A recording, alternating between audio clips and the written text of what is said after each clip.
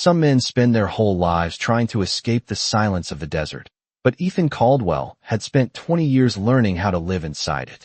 The wind across the dry plains had been his only neighbor for so long that the sound of human voices sometimes felt strange to his ears. His ranch stood alone nearly 40 miles from the nearest town, a weathered cabin, a small corral, and a stretch of dusty land that most men would have called worthless. But Ethan never complained. Out here the air was honest, the sky was wide, and nobody asked questions about a man's past. Every morning he woke before sunrise, brewed coffee over a small iron stove, and watched the desert turn from black to gold as the sun climbed over the distant ridges. It was the kind of life that made people forget you existed, and that was exactly how Ethan Caldwell preferred it. On the rare days he rode into town for supplies, he spoke little, kept his hat low, and finished his business quickly. The townsfolk knew him as the quiet cowboy from the edge of nowhere, the man who never stayed long and never gave anyone a reason to remember him. But on one unusually hot afternoon in late summer, the desert wind carried him somewhere different. Ethan had ridden nearly 20 miles to a trading camp that appeared every few months along the old trail. Traders, cattle hands, and wandering settlers gathered there to buy tools, sell horses, and exchange whatever goods the frontier demanded. The place smelled of leather, dust, and strong coffee, the usual perfume of the Old West. Ethan tied his horse to a rough wooden rail and walked slowly through the scattered tents, his eyes searching for a good saddle blanket and maybe a new rope for the ranch. It should have been a simple visit, the kind that lasted no more than 10 minutes before he turned his horse back toward the quiet horizon. But then he heard a voice from one of the trading stalls. It was the kind of voice men use when they are trying to sell something nobody else wants. "Last one," the trader called out loudly, his words drifting through the dry air. "Last Apache girl left in this territory." A few men nearby glanced toward the stall, then quickly looked away as if the subject itself made them uncomfortable. Ethan slowed his steps without meaning to. Behind the trader stood a young Apache woman, quiet and still, her dark hair tied loosely at the back of her neck. She didn't shout, didn't plead, didn't even lift her eyes toward the men passing by. She simply stood there as the wind tugged gently at the edge of her worn shawl. Something about the silence around her felt heavier than the desert heat. The trader kept talking, offering a price that sounded more like a bargain than a human life should ever be. Most men pretended not to hear him. Out here on the frontier, people learned quickly which problems were safer to ignore. Ethan Caldwell stood there for a long moment, the desert wind moving slowly across the trading camp, carrying dust between the tents. He had come looking for rope and saddlecloth. Instead, before the sun dipped below the western hills, the quiet cowboy from the empty ranch would make the most unexpected purchase of his life.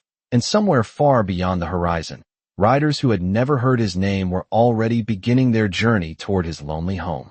Ethan Caldwell had never been a man who made decisions quickly, but something about the quiet figure beside that trading stall refused to leave his mind. The trader kept speaking to the passing crowd, repeating the same tired pitch while the afternoon sun hung low over the dusty camp. Most men moved along as if they had not heard a word. A few slowed their steps, glanced once at the Apache woman, and then kept walking with the uncomfortable look of people who did not wish to be involved in something complicated. Ethan stood there longer than he intended, his boots planted in the dirt while the wind pushed small spirals of dust across the ground. The young woman still had not lifted her eyes. She did not beg for help, and she did not protest the trader's words. She simply stood with the patience of someone who had already accepted whatever road the world had placed in front of her. Ethan noticed the small details the way ranchers notice the weather. Her hands were steady. Her posture was calm. Around her neck hung a narrow cord with a piece of turquoise stone tied carefully in the center, polished smooth from years of being worn. It caught the sunlight each time the wind moved her dark hair away from it. Something about that small piece of turquoise felt older than the trading camp itself. The trader finally noticed Ethan lingering and smiled the kind of smile men use when they believe they have found a buyer. He explained the price again, speaking quickly as if he expected the moment to disappear. Ethan listened without interrupting, his eyes drifting once more toward the silent woman. He had seen enough of the frontier to understand how quickly people could be reduced to things that were bought and sold. It was one of the many reasons he had chosen a ranch so far away from towns and crowds. For several seconds Ethan said nothing. The wind moved through the tents, rattling loose canvas and carrying the distant sound of horses shifting in their ropes. Finally he reached into the pocket of his worn coat and counted out the money he had brought for supplies. It was not a fortune. It was simply the savings of a quiet rancher who rarely spent more than he needed. The trader's smile widened when he saw the bills and coins placed carefully into his hand. The transaction was quick, almost casual, as if they were exchanging a saddle or a length of rope instead of the future of a human life. Ethan did not say anything heroic and he did not offer any speeches. He simply nodded once and turned away from the stall. The young Apache woman followed several steps behind him without being told. They walked together through the trading camp while the sun continued sinking toward the horizon. Some men watched them pass, whispering quietly to one another, but Ethan ignored the murmurs the same way he ignored most noise from the outside world. When they reached the hitching rail, he untied his horse and checked the saddle straps with slow practiced movements. The woman stood nearby, silent as the desert itself. After a moment, Ethan handed her a small canteen and gestured toward the open land stretching west. It was a simple invitation, nothing more. The ranch was nearly 40 miles away across dry country, where the only sound after sunset would be the wind and the hooves of a single horse moving through the quiet. Neither of them spoke as they began the long ride. Into the fading light, and somewhere beyond the distant ridges the desert was already preparing to send visitors neither of them expected. The desert changed color slowly as the sun dropped behind the distant mesas, turning the sky from pale gold to a deeper shade of copper that stretched across the horizon for miles. Ethan Caldwell rode at an easy pace, the steady rhythm of the horse beneath him matching the calm breathing of a man who had spent most of his life traveling alone across open land. The Apache woman followed beside him on a second horse he had purchased years earlier for ranch work. She handled the animal with quiet confidence, her movements smooth and balanced in the saddle, as though riding across the desert had always been part of her life. For several miles neither of them spoke. The wind carried the faint scent of dry sage and warm dust across the plains while the trading camp slowly disappeared behind them. Ethan did not turn back to look. He had learned long ago that looking back rarely changed anything. After nearly an hour of riding, he guided the horses toward a narrow wash where a small trickle of water sometimes ran beneath the rocks. It was a place he often stopped when traveling between the ranch and town. He dismounted and let the horses drink while the sky above them deepened into evening blue. The Apache woman stepped down from the saddle as well, her boots touching the ground without a sound. She watched the land around them with calm attention, studying the ridges and open desert as if memorizing the path they had taken. Ethan removed his hat for a moment and wiped the dust from his forehead with a folded bandana. The wind tugged gently at his coat while the quiet of the desert settled around them like a familiar blanket. After a long moment, he finally spoke, his voice steady and respectful. "My name is Ethan Caldwell." The words seemed to hang in the air longer than usual because the desert had grown so quiet. The woman did not answer immediately. Instead, she studied him with calm, dark eyes that held neither fear nor anger. When she finally spoke, her voice was soft but clear. "Nayeli." Ethan nodded once as if that was all the introduction either of them required. He handed her a small piece of bread from the saddlebag along with a strip of dried beef that he had packed for the journey home. She accepted the food with a slight nod of thanks and sat on a smooth rock near the edge of the wash. The turquoise stone around her neck glimmered faintly as the last sunlight slipped across the desert floor. Ethan noticed the stone again now that they stood closer together. The color was deep and bright, the kind of turquoise that did not come from ordinary traders. He had seen stones like that only a few times before, usually worn by tribal elders or people whose families held a long history among their people. Ethan did not mention it. The desert had taught him that some questions were better left alone until the right moment arrived. When the horses had finished drinking, he saddled them again, and the two riders continued west across the quiet land. Night slowly gathered around them, bringing cooler air and a sky filled with more stars than most townsfolk ever noticed. Somewhere far beyond the ridges, a faint line of dust had begun rising along the horizon, carried by riders moving steadily through the dark desert night.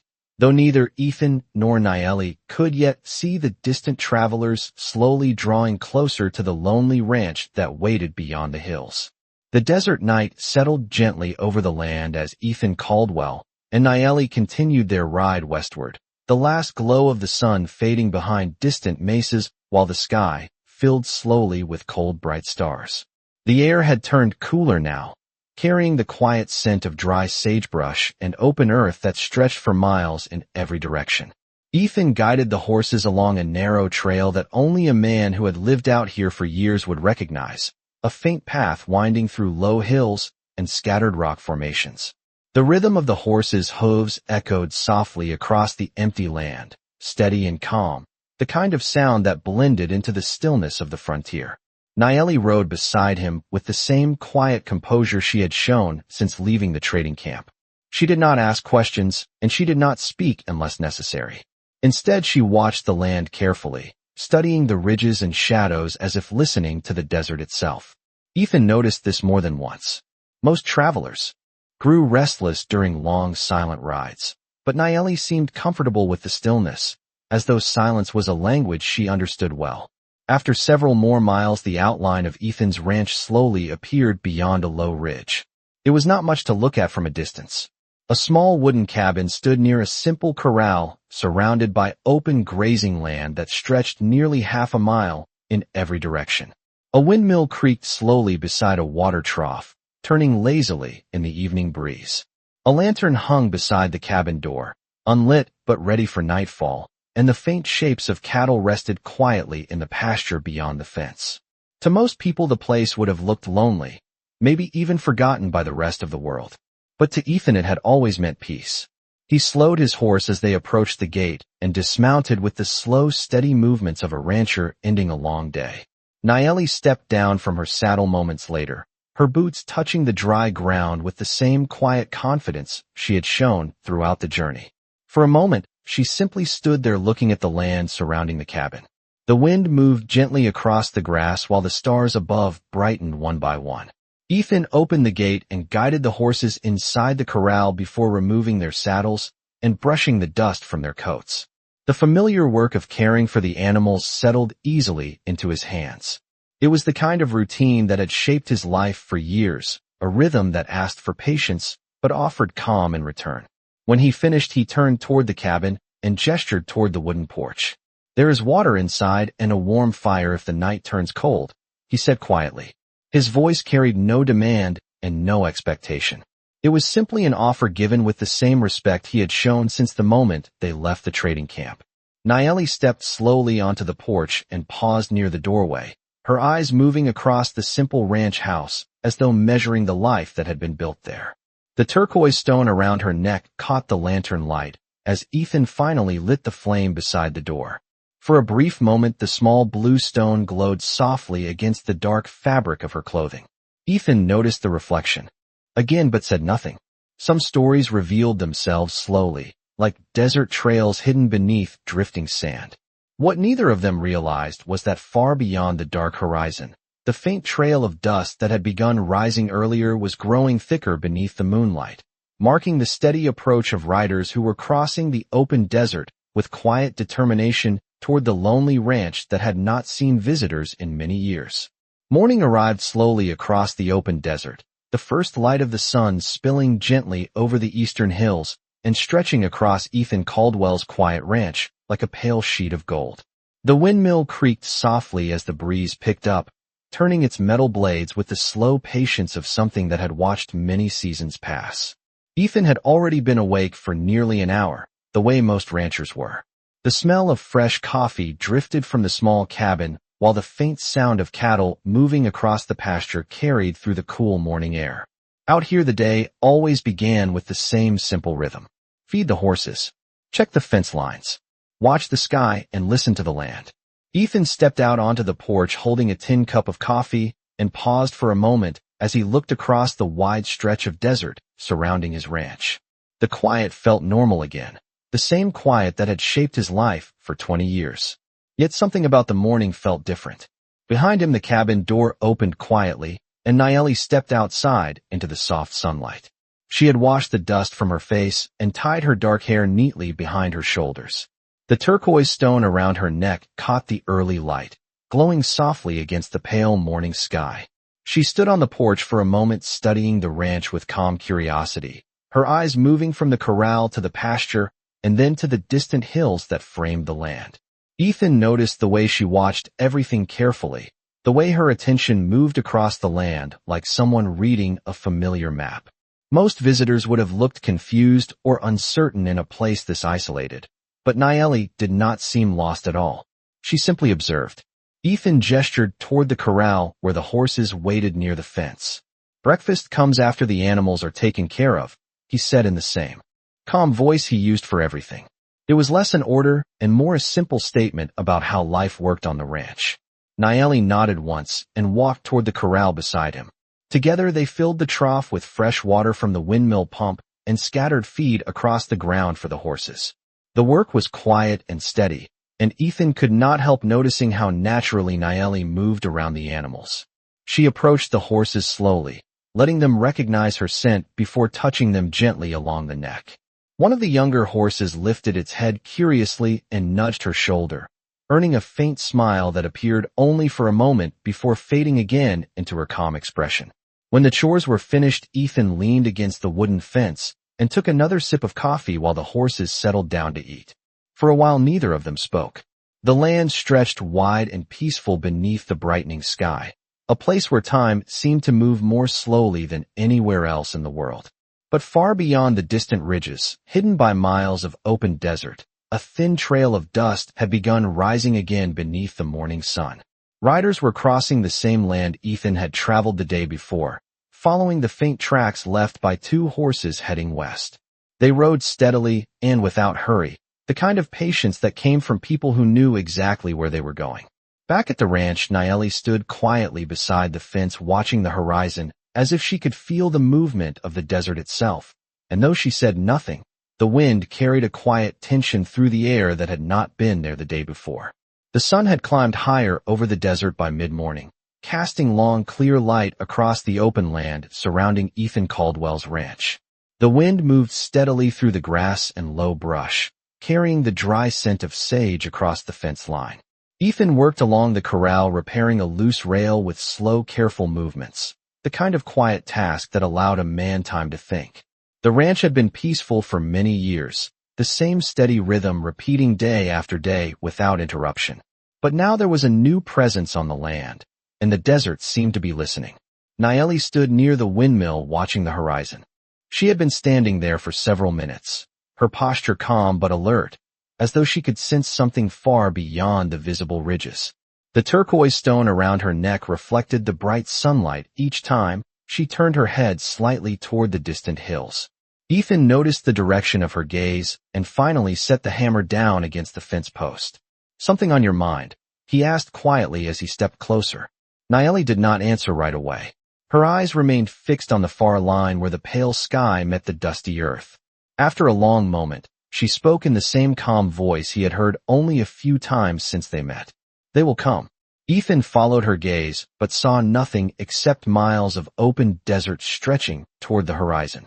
"Who will come?" he asked. Nayeli reached up and touched the turquoise stone at her neck gently, as if the small object carried memories older than either of them. "My people," she said. The words were simple, but the meaning behind them felt heavier than the wind that moved across the land. Ethan studied the stone again now that she had mentioned it. He had spent enough years traveling across the Western territories to recognize certain symbols when he saw them. That piece of turquoise was not something a trader would sell cheaply in a dusty camp. Stones like that were often worn by families whose names carried weight among their people. He leaned against the fence beside her, folding his arms as he considered the quiet desert beyond the hills. "You think they are looking for you?" he asked. Nayeli nodded once. "They will follow the tracks of the horses. They will ask questions. They will listen to the wind and the ground." Ethan could not help a faint smile forming beneath the brim of his hat. The desert had taught him many of the same lessons. Tracks could tell stories if a person knew how to read them. Still, he did not appear worried. "If they come, he said calmly. The land remained silent for several seconds after his words, the windmill creaking softly above them while the horses shifted in the corral nearby. Naeli finally turned to face him fully. Her expression was steady but thoughtful, as if she was measuring the kind of man who would speak so calmly. About visitors crossing the desert. Ethan picked up the hammer again and returned to the fence rail with the same quiet patience he showed in everything he did. Out here the desert decided many things, and worrying about what had not yet arrived rarely changed the outcome. But far beyond the ranch, the thin trail of dust had grown wider beneath the sun. Several riders moved steadily across the open land, following the faint marks of two horses that had passed the day before. They traveled without hurry and without noise, the way experienced riders moved when they knew exactly where the trail would lead them before nightfall. The afternoon sun hung high over the desert when the first sign appeared, subtle enough that most people would have missed it entirely. Ethan Caldwell was standing near the corral gate with a coil of rope resting across his shoulder when he noticed the horses lift their heads at the same moment. Animals always sensed movement before people did. The wind shifted slightly, carrying a faint tremor through the still air. Ethan followed the horse's gaze toward the distant horizon where the pale blue sky met the endless stretch of dry land. At first there was nothing, just the familiar quiet of the frontier. But then he saw it. A thin cloud of dust rising slowly above the far ridge nearly 2 miles away. The kind of dust that only appeared when several horses traveled together across open ground. Ethan stood still for a moment, his calm expression unchanged beneath the wide brim of his hat. Beside the windmill, Naeli had already turned toward the same horizon. She did not need to ask what Ethan had seen. The desert had already told her. "They are here," she said quietly. Her voice carried no panic and no fear, only the calm certainty of someone who had expected this moment long before it arrived. Ethan rested the coil of rope against the fence post and leaned his arms across the wooden rail. The dust cloud grew larger little by little as the riders approached from the east. The afternoon light glimmered against distant figures moving steadily across the land, their horses traveling in a wide formation that spread across the open desert like shadows stretching across the sand. Ethan counted them without effort. One rider in the center, several more behind and beside him. Not a small group. The kind of riders who traveled together because they shared purpose. Naeli stepped forward until she stood beside the fence, her eyes following the distant figures with steady attention. The turquoise stone around her neck reflected the sunlight each time she moved. Ethan noticed the way her posture changed slightly, not with fear, but with recognition. These were not strangers to her. The riders came closer with patient determination, their pace never hurried, their formation remaining calm and deliberate as they crossed the final mile of open ground. By the time they reached the low ridge overlooking the ranch, the dust behind them had grown into a wide, drifting cloud that hung over the desert like a pale curtain. Then something unexpected happened. The riders slowed their horses and stopped along the ridge, instead of continuing toward the house. They did not shout. They did not wave their arms or make any threatening movement. They simply waited. From the ranch, Ethan Caldwell and Naeli stood quietly near the fence watching the figures above them. The wind moved softly through the grass while the windmill creaked in its slow circle beside the well. For several seconds the desert returned to its deep silence, as though the land itself were holding its breath. Finally one rider separated from the group and guided his horse down the gentle slope toward the ranch. He moved alone and without hurry, the kind of calm confidence that belonged to someone who carried authority among his people. Ethan remained leaning against the fence, his posture relaxed but attentive. Naeli stepped slightly forward beside him as the rider approached across the final stretch of dusty ground. When the man reached the gate, he brought his horse to a stop and looked calmly between them. His dark hair was threaded with silver, and the lines of his face carried the quiet strength of many years beneath the desert sun. His eyes rested briefly on Naeli before turning to Ethan Caldwell. The land had finally brought its visitors. The rider brought his horse to a quiet stop a few feet from the wooden gate, the animal breathing calmly after the long ride across open desert. Ethan Caldwell remained leaning against the fence with the same steady posture he carried in everything he did. The wind moved softly across the ranch, stirring the grass and carrying the distant sound of the windmill turning behind the cabin. For a moment no one spoke. The man on the horse studied Ethan carefully, the way a person studies the horizon before deciding which direction the road might lead. Then his gaze shifted toward Naeli. The calm strength in his eyes softened slightly when he saw her standing there beneath the wide desert sky. Naeli stepped forward until she stood beside the gate. She lifted her hand slowly and touched the turquoise stone resting against her chest. The rider noticed the stone immediately. A quiet understanding passed across his face, the kind of recognition that needed no explanation. The other riders remained on the ridge above the ranch, their silhouettes still and patient against the bright afternoon sky. The man dismounted from his horse with slow, deliberate movements and walked toward the gate. Ethan straightened slightly, but did not move away from the fence. The two men faced each other through the wooden rails, neither showing fear nor aggression, only the calm attention of people who understood that certain moments carried more weight than words. The rider finally spoke in a deep, steady voice, shaped by many years in the desert wind. "My name is Tahoma." The words carried quiet authority. Ethan nodded once. "Ethan Caldwell." Tahoma looked briefly toward Naeli again, and a faint expression of relief crossed his face before he returned his attention to the cowboy. "She is my daughter," he said calmly. Ethan did not appear surprised. He had suspected something like this from the moment he saw the turquoise stone. The desert had ways of revealing truths slowly. Tahoma continued speaking, his voice steady but thoughtful. "When my daughter disappeared, we followed the traders across many miles of land. Some men told us she had been taken far away. Others said she had been sold. But the wind always tells the truth to those who listen long enough." Ethan rested his arms again across the fence rail, his eyes steady beneath the shadow of his hat. "I did not know who she was when I bought her," he said simply. "I only knew she deserved to walk free from that camp." Tahoma studied him quietly for several seconds. Behind him, the riders on the ridge waited in complete silence, their horses standing as calmly as the desert itself.